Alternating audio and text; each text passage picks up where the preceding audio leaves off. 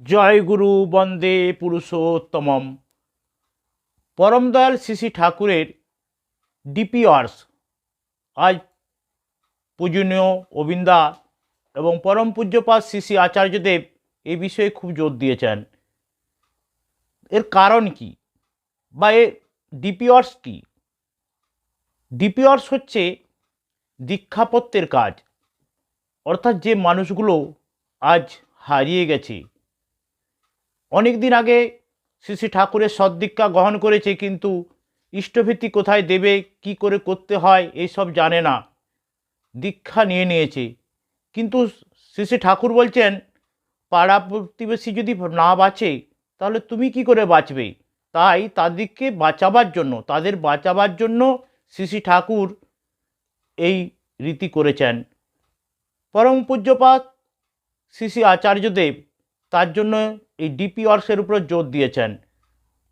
ওতে পাশাপাশি প্রত্যেকটা মানুষকে আমরা যদি ভালো বা সুস্থ রাখতে পারি তাহলেই কিন্তু আমি ভালো থাকতে পারবো, তাছাড়া তো ভালো থাকা সম্ভব নয়।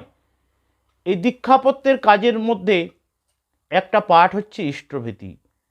শ্রী শ্রী ঠাকুর তিনি বললেন ইষ্টভীতি করতে হয় এবং কখন করবেন। শ্রী শ্রী ঠাকুরের বলা আছে, অর্থাৎ ভোর 3টা থেকে 5টার মধ্যে যদি ইষ্টভীতি করা হয় তাহলে তার ফল সম্পূর্ণরূপে পাওয়া যায়। শ্রী শ্রী ঠাকুর একবার এক দাদাকে বলেছিলেন, শ্রী শ্রী ঠাকুরের সঙ্গে থাকতেন ডাক্তারবাবু, তিনি একদিন সৎসঙ্গে আসতে দেরি করছেন। শ্রী শ্রী ঠাকুর তো অন্তর্যামী, সবই জানেন। সেই দাদা আসছেন একটু বেলা করে, বলছে, ডাক্তার তোমার দেরি হলো কেন? শ্রী শ্রী ঠাকুরকে বলছেন, ঠাকুর আজ্ঞে আমার আজ ইষ্টভীতি ছিল। শ্রী শ্রী ঠাকুর সব জেনে বলছেন, কতদিনের ইষ্টভীতি দিলে? কেন ঠাকুর, আমি 30 দিনের দিলাম। শ্রী শ্রী ঠাকুর বলছেন, আমি তো কিন্তু 30 দিনের পাইনি, আমি তো 28 দিনে পেলাম। তখন কিশোরীদা খুব চিন্তায় পড়ে গেছেন, কেন, আমি তো 30 দিনের দিয়ে এলাম। বলছে, না, আমি কিন্তু 28 দিনে পেয়েছি। বলছে, কেন, দুদিন কি অসুবিধা হয়েছে? শ্রী শ্রী ঠাকুর বললেন, দেখুন, আপনি ভেবে দেখুন। না ঠাকুর, আমার মনে পড়েছে ওই দুদিন আমি অনেক রাত করে শুয়েছিলাম, ঘুম থেকে উঠতে আমার বেলা হয়ে গেছে। ওই দুদিন আমার সূর্য ওঠার পরে আমি ইষ্টভীতি করেছি। শ্রী শ্রী ঠাকুর বললেন, ওই দুদিনেই আমি পাইনি। তাহলে আপনারা প্রত্যহ ঠিক সময়ে ইষ্টভীতি করুন। এবং শুধু ইষ্টভীতি করলে হবে না, অনেকেরই আবার অসুবিধা হয়, 30 দিনের দিনে পাঠান না।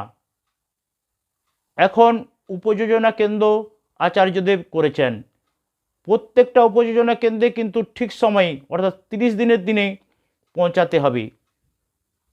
এই প্রসঙ্গে এক দাদা বলছেন, আমি তো 9টার সময় দিয়ে আসছি। তখন আর এক দাদা তাকে জিজ্ঞাসা করলেন, আপনি তো এত দেরি করলেন, আমার তো আজকেই ড্রাফট করার কথা, কারণ ইষ্টভীতি তো রাখা যাবে না, প্রত্যহ যেদিন ইষ্টভীতির দিন সেদিন আমি ড্রাফট করে দিই। বলছে, আমি দেরি করে ফেলেছি। বলছে, যাক, খাওয়া দাওয়া করে এসছেন তো? বলছে, হ্যাঁ, এতক্ষণ কি না খেয়ে থাকলাম? দাদাজি বললেন, শ্রী শ্রী ঠাকুর কি বলেছেন যে ইষ্টভীতি খাওয়ার পরে দিয়ে আসবেন? বলে, না, সেটা বলেন জল গ্রহণের পূর্বে। তাহলে কি আপনার ইষ্টভীতি ঠিক হলো? তা আমাদের এরকম অনেক ভুলভ্রান্তি হয়ে যায়। তাই এখন তো সবচেয়ে ভালো আচার্যদেব করেছেন অনলাইনে ইষ্টভীতির ব্যবস্থা, যে আপনারা সঙ্গে সঙ্গে ইষ্টভীতি করলেন, 30 দিন হয়ে গেল, আপনি সঙ্গে সঙ্গে অনলাইনের মাধ্যমে ইষ্টভীতি প্রেরণ করতে পারবেন। তাহলে আর কোনো চিন্তাই থাকে না। সেই সঙ্গে ইষ্টভীতি পূর্ণ হয় কখন? শ্রী শ্রী ঠাকুর বলেছেন, একটি ডাঁটা শুদ্ধ শানকুনি পাতা খাবেন। আমরা অনেকেই বলি, ঠাকুর তো তুলসী পাতা বলেছেন। ঠাকুর এই কথা বলেননি। যদি ডাঁটা শুদ্ধ শানকুনি পাতা না পান তাহলে থানকুনির ট্যাবলেট, অপারে যেদিন পাবেন না সেই দিন কিন্তু তুলসী পাতা 2-4টে খাওয়া চলে। এই কথা মাথায় রাখতে হবে। সঙ্গে ভাতৃভোজ্য ভূতভোজ্য যদি আপনি না করেন তাহলে কিন্তু ইষ্টপ্রীতি সম্পূর্ণ হয় না। এইগুলোর কথা মাথায় রাখতেই হবে। শ্রী শ্রী ঠাকুরের কথা বলা আছে, তাই ডিপিওয়ার্সের জোর দেওয়া হয়েছে।